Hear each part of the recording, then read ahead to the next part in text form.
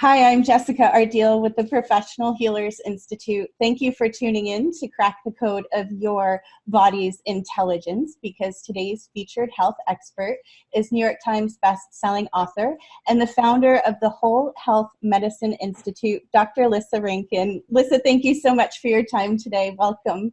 Oh, it's a pleasure. Thank you. I'm happy to be here. You know, your books, Mind Over Medicine, The Fear Cure, The Anatomy of a Calling, you're just a dream come true. I feel so much relief when connecting with your work, and the hope you inspire is, dare I say, contagious. You really are leading this generation of health consciousness because of your integrative practices, because of sharing your personal experiences so freely. It's incredible. Thank you for every little thing you do, and thank you for taking a stand for body intelligence and being here with us. Oh, absolutely. Okay, so tell us, how did you come from a medical background to even be open to experiencing muscle testing? Well, I never heard of muscle testing until I started studying the 7-year research project that I'm still in the middle of for a book I have not yet published called Sacred Medicine. And this kind of came as sort of a sequel to Mind Over Medicine, because when I started Mind Over Medicine, actually the original version of that book had 2 parts. Part 1 was kind of, here's what I can prove with science. And then part 2 was all of the things that were coming up in my investigation of radical remissions that I couldn't prove with science. And so I realized at some point that these were 2 different books, and that it was going to get confusing to try to approach both. So I sort of took part 1 and turned it into Mind Over Medicine, and I took part 2 and said, wow, there's so many phenomena that I was bumping into in my research on spontaneous remissions that I couldn't explain, and I couldn't find science to back it, or science was conflicted and there was controversy around something. So just for the sake of clarity, I decided, okay, I'm gonna go on a whole other journey to try to understand some of these phenomena, because, in science, things like anecdotes, like a story of somebody who goes to John of God and their stage 4 glioblastoma goes away. That is an anecdote. That is not science. Science does not even include that in the category of evidence-based medicine. That is simply a story. There's no way in an anecdote to link cause and effect. So you can say, okay, the guy had glioblastoma. Okay, he happened to go see John of God, but there's no way to control for all the other variables that might have influenced his healing journey. Maybe he also was on a raw vegan diet and he was taking this supplement and he's seeing all kinds of other healers, and he's quit his job and he's divorced his toxic wife and like all these other things. So which one led to the cure? Well, we can't say. So but, at some point, the burden of anecdotes, you start collecting enough anecdotes. And while they are not science, they are, in fact, quite compelling. So I thought, well, I'm going to just do some sort of qualitative research and start investigating some of the anecdotes. And that led me to travel all over the world to work with shamans in Peru and Qigong masters from China and Balinese healers and energy healers and faith healers, and took me to places like Lourdes where, unusual cures, miraculous cures are reported. So I've been doing that for 7 years, and a part of what I've been looking for is kind of patterns. Are there patterns of things that seem to be influencing people in ways that might increase their likelihood of cure, unusual cure, or radical remission, or spontaneous remission, whatever you want to call it. I've been sort of on this journey with my friend Kelly Turner, who wrote the book Radical Remission. We've both been studying this phenomena for about the same amount of time. We met 10 years ago when she was getting her PhD, doing her thesis on studying stage 4 cancer patients who had had radical remissions, trying to track what were the commonalities that they were experiencing. And I was experiencing in my integrative medicine practice, back when I was practicing medicine, patients who were having radical remissions in my presence and crediting me, but I didn't understand what was happening. So that was all sort of the background that led me down this rabbit hole. And what I found, at least in the US, is that about half of the healers that I interviewed, and I interviewed hundreds of healers for this book, about half of them were using muscle testing as part of their healing practice. And I had never heard of muscle testing. This sounded like nonsense to me, to be honest. And I, when I started researching it, I found that because, the claim was quite compelling. What an amazing claim that you can ask the body anything and it will tell you true or false. And other people were sort of describing it like training wheels for your intuition, or the direct link to God. Ask God a question and God will answer your question through the strength of your muscle. Like, that's a pretty big claim. So, being a scientist and being interested in things like evidence-based medicine, I went to the data to investigate muscle testing. And of course, there's a lot of data on muscle testing, and most of it disproves muscle testing. So if you look at most of the science, it's pretty conclusive from some of the studies that, like, if you give people poison and muscle test them, the muscle test will say, yes, poison is good for you. So I kind of just wrote it off. I'm like, okay, muscle testing is not a scientifically valid thing. People seem to be using it for some reason, but I'm certainly not going to make any important decisions based on the muscle test. So that was years ago. And I even spoke to some researchers like Ann Jensen, who's at Oxford getting her PhD studying muscle testing. But again, nothing that I could find in the science was conclusive to me from the lens of science. Like, to me, conclusive science would need to show that muscle testing was, at least as accurate as any other diagnostic test that we use clinically in medicine. Like, you wouldn't use a diagnostic test if it was only accurate, maybe it was statistically significant, but only accurate, slightly more than chance. That would absolutely not be considered a valid diagnostic test. And yet I'm meeting all these healers who are using the muscle test to determine whether a supplement is good for somebody, or whether a certain food is good for them, or whether they might be allergic to it, or whether they're even supposed to work with that healer, or whether it's aligned for them to make a certain lifestyle choice, or make a decision about career change or relationship or things like this. So I witnessed these healers using the muscle test for, like, very important decisions, like treatment decisions or life decisions, and yet, the science wasn't there. So I sort of wrote it off and continued down my journey, but I continued to bump into these, what I considered very masterful and very trustworthy healers, people like Asha Clinton, who muscle testing is a fundamental tool in her healing method that she developed called Advanced Integrative Therapy, AIT. Asha then became my therapist, and it's hard to write off somebody like Asha. She has a PhD, she's an academician, former Princeton professor in anthropology, who has a PhD in anthropology and is a social worker, Jungian psychoanalyst, who's a 30-year Sufi mystic, energy healer. So she kind of has, like, the psychology background, the academic background, the spiritual background, and sort of the mystical healing gifts that many of the healers that I had been looking at had. And she was using AIT. What caught my attention is that AIT was being used as primary or secondary treatment for people with cancer. And it's a trauma healing method, but at its root, it uses muscle testing as one of its sort of foundational tools.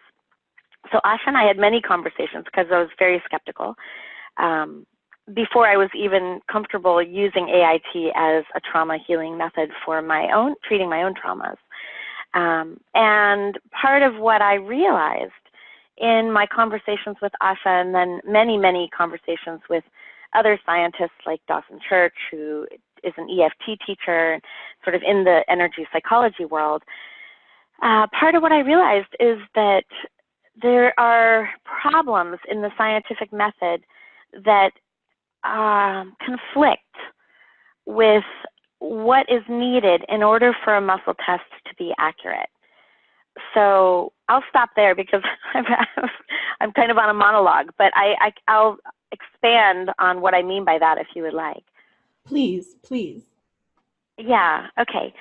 So first of all, I just led an AIT training for doctors and therapists with Asha Clinton. So we literally just taught muscle testing to a group of professionals. And part of what I needed to do was get up and give sort of a 45-minute talk to these professionals to kind of lay the groundwork before we even taught them muscle testing, because I know doctors and their bullshit meter is pretty attuned. And I knew that if we didn't sort of give the foundation of why muscle testing is not an evidence-based tool, then we were likely to lose them right there, and they were not likely to be open to even learning AIT, much less potentially using it as medical treatment for people who are sick.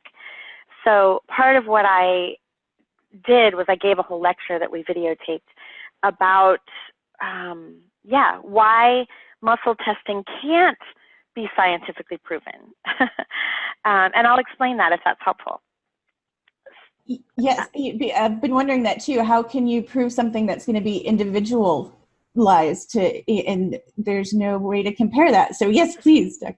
Yeah, so here's the problem. So the scientific method has built into it, like the way that we study pharmaceutical drugs, for example, to prove that they are effective, has built into it certain assumptions, like the person doing the testing, the consciousness of the person doing the testing cannot possibly influence the results of the test, that the tester is irrelevant, and the testee is irrelevant, and the only thing we're testing is the drug versus the placebo, right? That's an assumption. That assumption does not translate to testing muscle testing. So for example, muscle testing will be inaccurate if the tester has an agenda. So you can imagine if you are a scientist and your agenda is to disprove muscle testing because you don't believe in it, you are going to make the results inaccurate. Now, the same is true if you're a healer and you're attached to muscle testing being a real thing. You can overpower the testees to influence the muscle test to try to prove your result. So right there from the get-go, before I even tell you all the other ways that a muscle test can be inaccurate if it's not controlled for, right there, the agenda of the tester can influence the muscle test. Most people doing a scientific study have an agenda. They either are trying to prove something because it will help their cause, or they're trying to disprove something because it will help their cause. So I'll stop there, but that's the most obvious way that science interferes with trying to get an accurate read on a muscle test. And how did the physicians respond in the group you were speaking to in setting up the muscle testing? Were they open? Well, I mean, I got a lot of raised eyebrows until I completed what I was explaining. And then at the end of telling them all of the things, so basically, I'll continue. But in order for a scientific study to even be possibly capable of proving or disproving that muscle testing is accurate, we would have to control. First of all, we would have to control for the consciousness of the testers. How do you do that? How do you tell whether somebody is egoless, grounded, embodied, present, and without an agenda? If I'm going to get a bunch of testers and I'm going to put them in a scientific study and I'm going to make sure they don't have an agenda, how am I going to prove that? So you might tell me, hey, I'm one of those people. I am a good muscle tester. I am egoless. I have no agenda. I'm not attached to the outcome. I really just want to know the truth. I'm grounded, embodied, and present right now. I'm openly curious to the truth? How do I know you're not promoting an agenda and just lying? I can't muscle test you to find that out. So how do I even prove that you're a good tester? And then beyond that, if there was a way to prove that you are actually just a clear tester, most muscle tests also don't muscle test for the other things that are built into the AIT protocol to ensure that the muscle test is not inaccurate, which are things like, first of all, you have to get permission. It's not fair, it's not ethical to muscle test somebody without their consent. For example, many AIT therapists have learned how to self-muscle test. It would not be ethical to muscle test the client on yourself without their consent. That would be a boundary violation, and you could do all kinds of harm if you were just walking around in the world muscle testing people without their consent, you know. And I have a personal hunch that if you are using muscle testing unethically to promote your own agenda, testing yourself, for example, to psychically read other people, for example, that the muscle test is likely to be inaccurate if you're using it as a kind of black magic.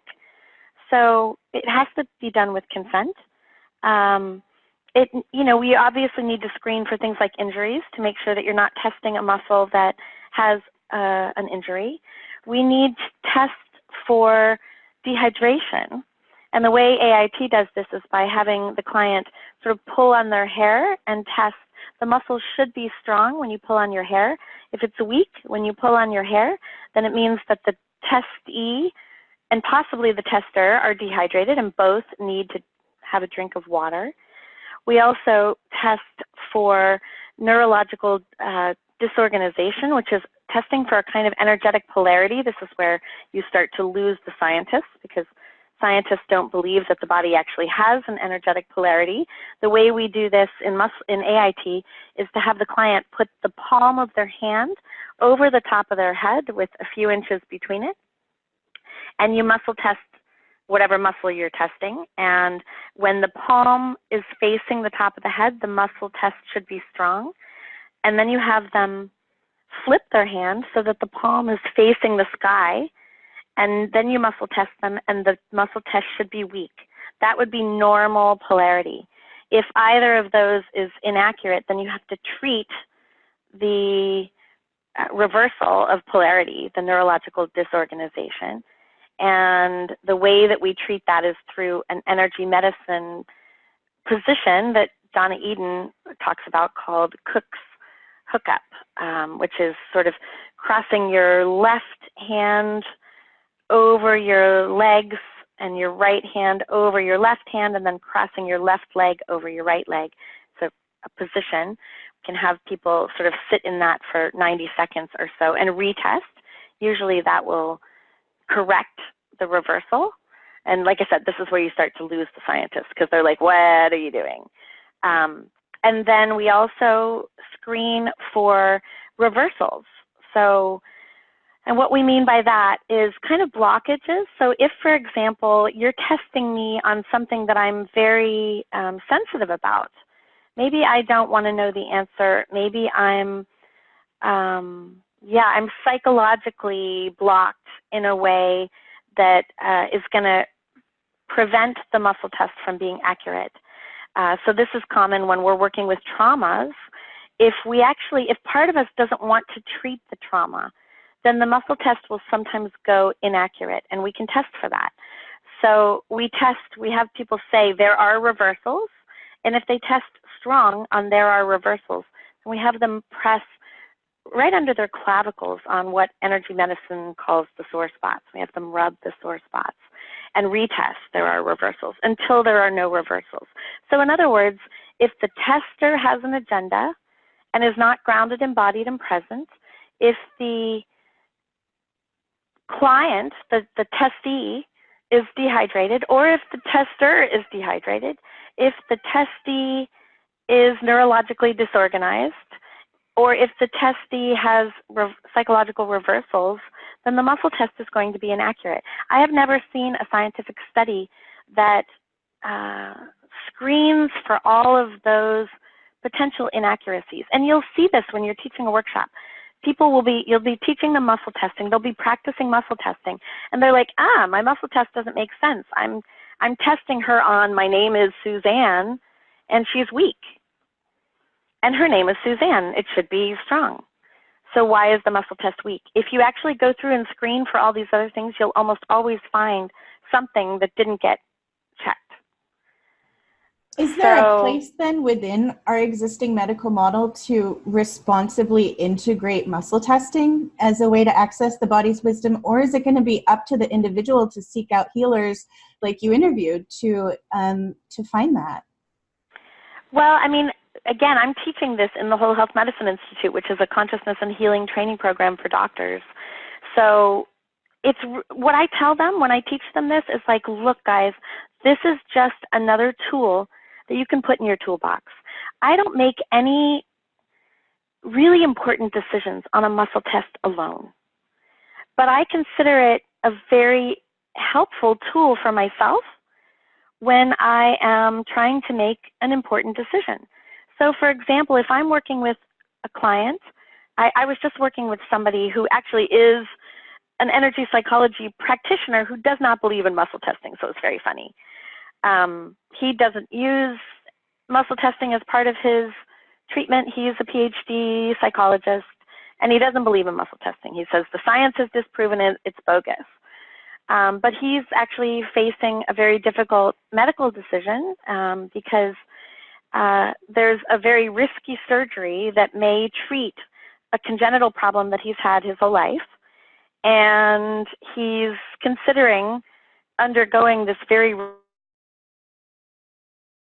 risky conventional medical surgery to potentially treat a lifelong disability. And he's very scared about it. He mostly uses energy medicine to treat his medical problems, and energy medicine has completely failed to treat this disability. So he was seeking out my help to help him make this decision. And I said, well, let's look at all the different ways that we can make decisions, and let's analyze all of them, right? So one of them is we can do the research in this surgery. We can make an intellectual study of whether this looks like a good surgery with good outcomes. We can study the data, right? So that's a sort of intellectual way to make a decision. And most of conventional medicine makes all of our decisions with the intellect. That's a valid way to make a decision. But I don't use it as my only way, because I find that in some circumstances, the intellect actually interferes with other ways of knowing, things like intuition. The intellect will often argue with intuition and dismiss intuition. And I make a lot of my decisions, including medical decisions, from intuition. And I find it to be, you know, for some people who are pretty dialed into their intuition, intuition can be an extremely useful tool. So I think of muscle testing as sort of, I like the way I heard it described once as training wheels for the intuition. I often, when I go to muscle test someone, if I'm without an agenda and I'm in a grounded, embodied place of presence, I often will intuit the result of somebody else's muscle test before I test them. And the muscle test is then verification for my intuition. And when I have somebody else muscle test me, same. I often will have an intuition about the answer before I get the muscle test. So I find the muscle test can be helpful to verify through a kind of objective means, something that I have a hunch about already. So if, for example, I'm working with a client who's thinking about a surgery, I will ask them, well, what does your intellect say? Okay, well, you've studied the data. What does your intellect say? And then I'll ask them, what does your intuition say? And they may have gotten a hunch about something. For me, my intuition is often supported by other ways of knowing. For example, I might have a healing dream that I can ask a question to my dream world before I go to sleep at night, and then I might have a dream that sort of gives me an answer that I can interpret. I might have a synchronicity that looks like sort of magic that comes from the outside that gives me the answer to my question.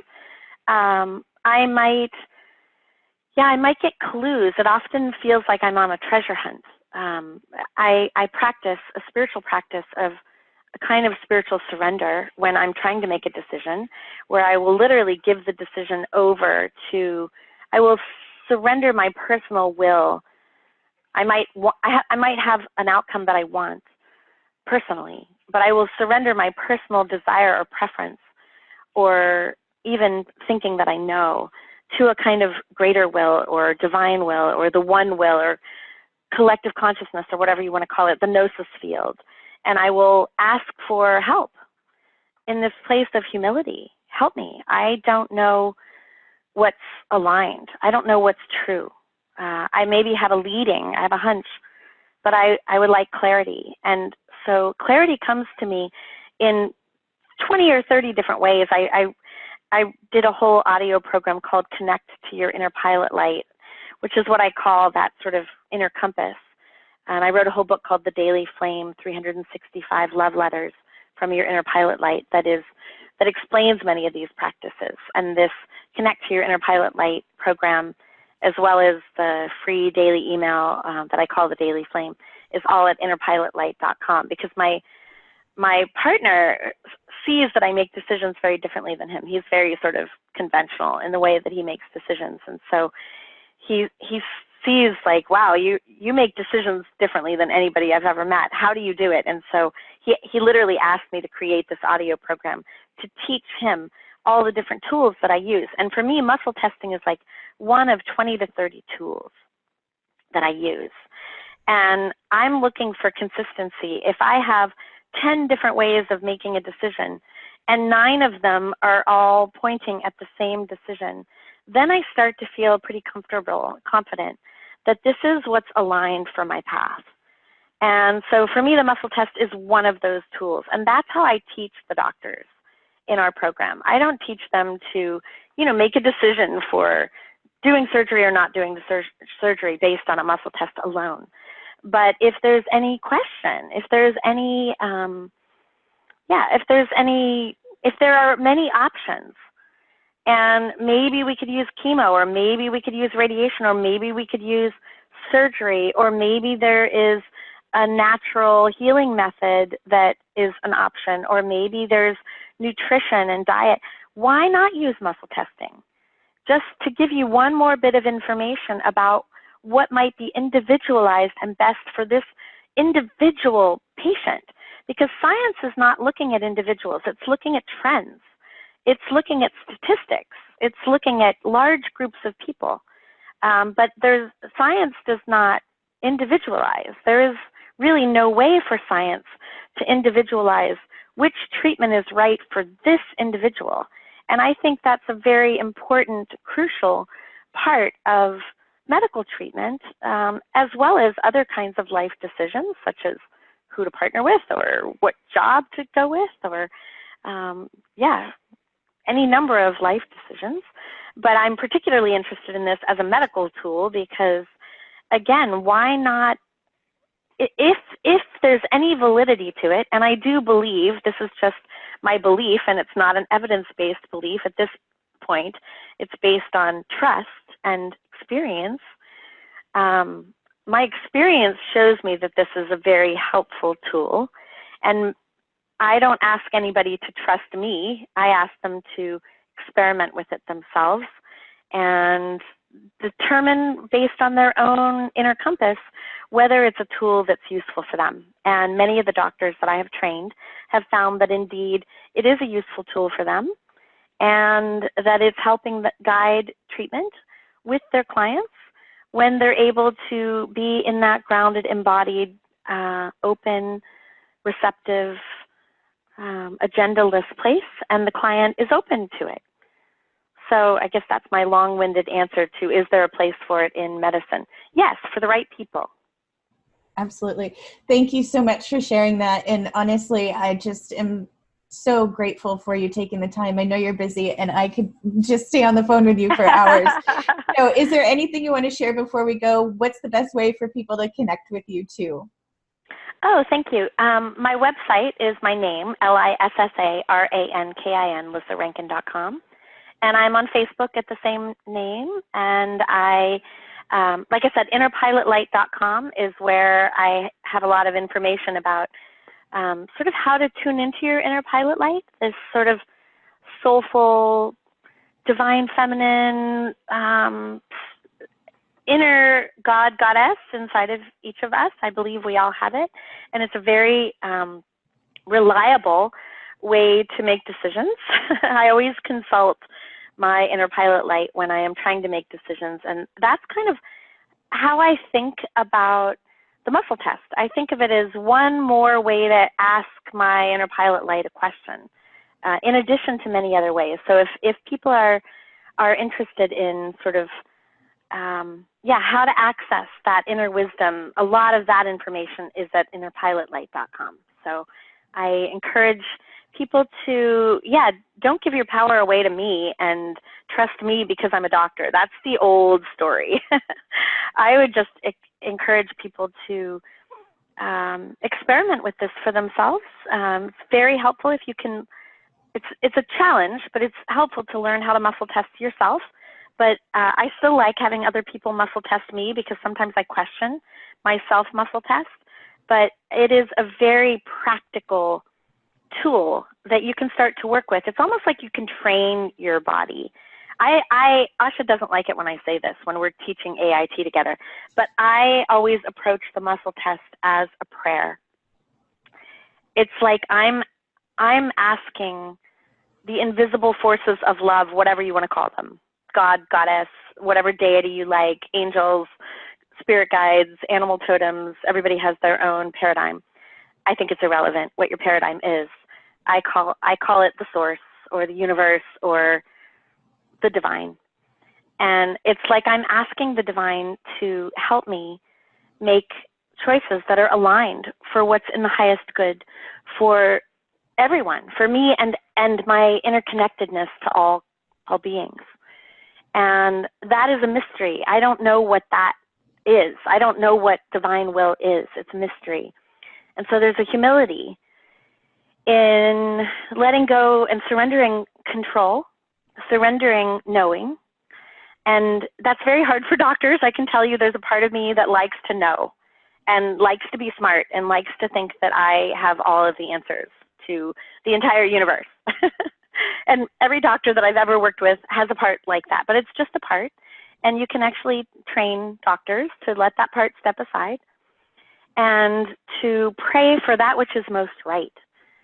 Not to pray for a good outcome, not to pray for a certain agenda, but to pray for that which is most right.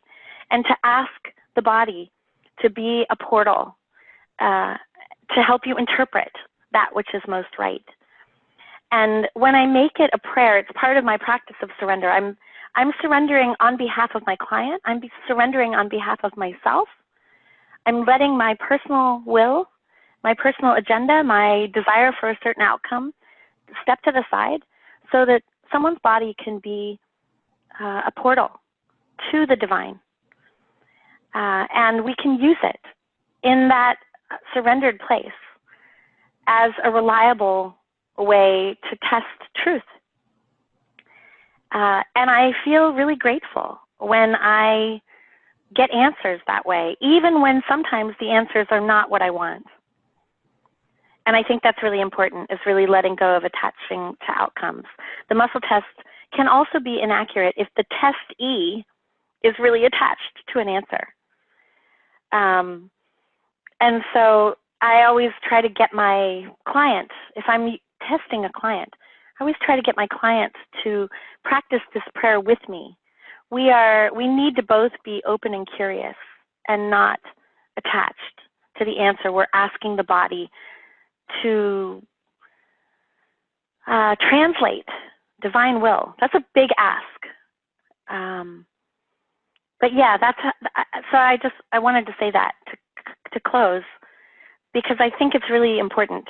Asha doesn't like me saying it because some people have spiritual traumas, and they will shut down to being open to the muscle test the minute you start talking about anything that sounds like God. Some people are allergic to God.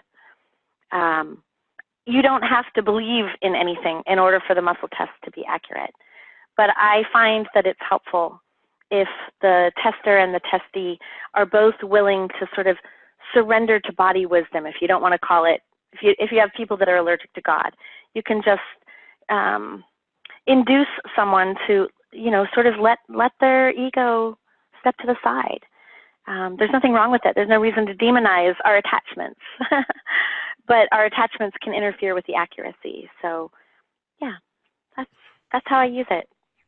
And there's still a lot of questions and mysteries to be solved. I thank you for everything that you're contributing for all of us, all of the resources you're putting out for us. Thank you so, so very much. And thank you everyone for tuning in to join us. Keep the light going, and we'll say bye for now.